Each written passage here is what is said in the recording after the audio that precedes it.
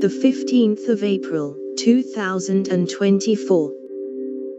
US gives Samsung $6.4 billion to build new chip factories in Texas.